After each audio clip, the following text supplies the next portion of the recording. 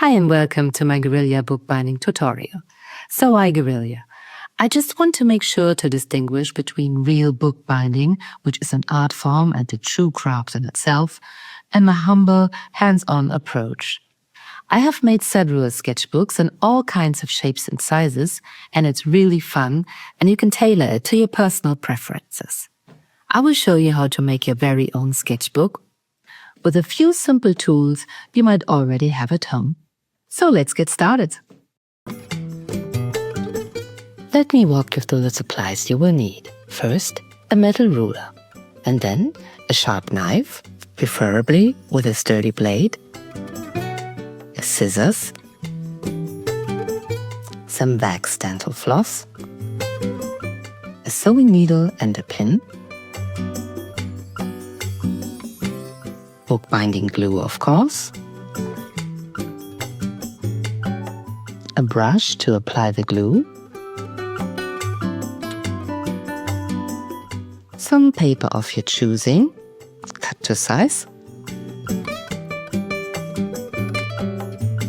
and finally, some clips to hold it all together.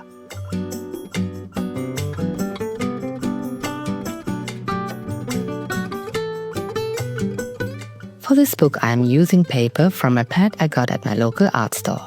It's pretty heavy, 300 GSM, and it works well with all kinds of media. I have already cut it roughly to the size I want my book to be, and I have folded it in the middle. With a folding knife or the back of your scissors, make sure the paper is sharply folded. Now we are marking the positions of the holes. I am leaving a little space left and right and divide it into 5 parts. 5 has worked really great for me, but feel free to adjust that, although it needs to be an uneven number. With a pencil, I am marking the position of the holes all over my folded signatures. The next step is pretty obvious. Punch little holes through your paper following the marks you made.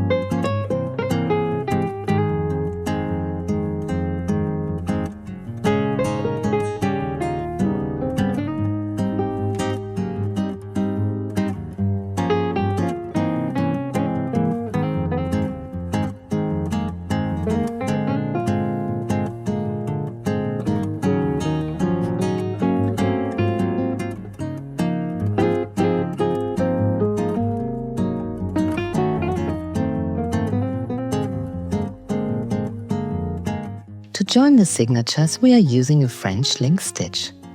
Before you go down again, slide under the thread of the first signature and repeat the process with the second binding. At the end of the signature, it's time to tie your thread together to keep things from moving.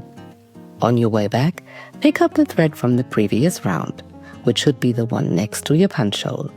If you're not sure which one it is, don't worry about it. I have tried this several times and it really didn't matter. The most important thing is to join the pages. If you want to have an open binding though, you need to do this neat and tidy. In this case, I would recommend to watch a tutorial on link stitches. Just one tip. Always pull the thread in the direction of the fold, otherwise it might rip your paper. At the end, just wriggle the thread under the previous stitching with a knot.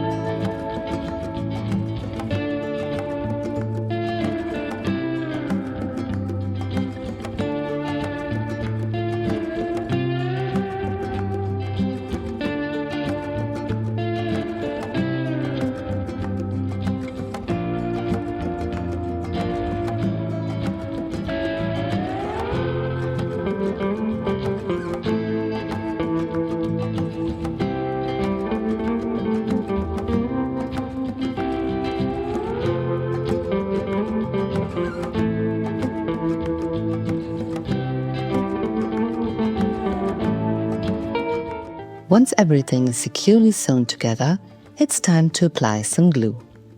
Now here I made a little mistake and I forgot to add the outline pages before gluing, and I had to glue it twice. When I'm making smaller books, I love to use colored paper for these outside pages that correspond with the colors of the cover. For this bigger one, I only had white paper available.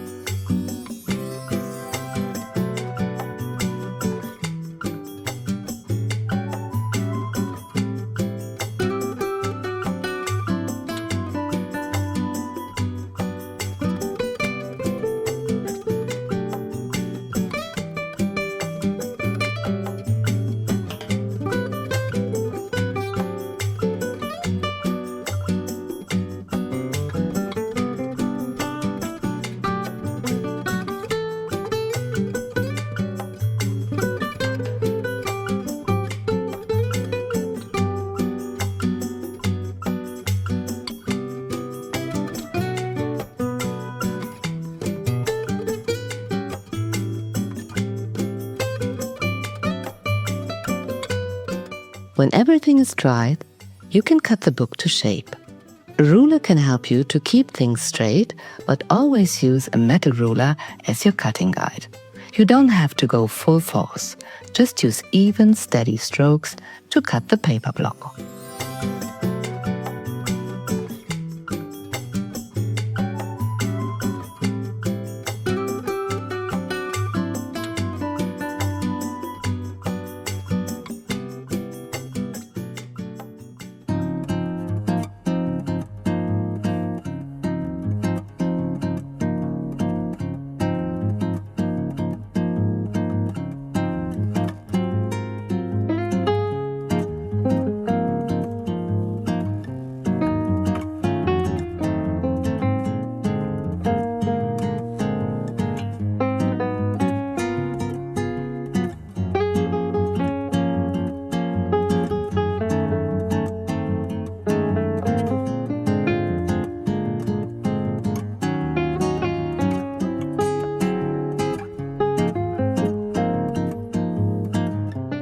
Now it's time for the last part of preparing our pages for the book. To glue in your pages, you want to add a little flap. This will keep your book in position and makes it easier to join it with a cover.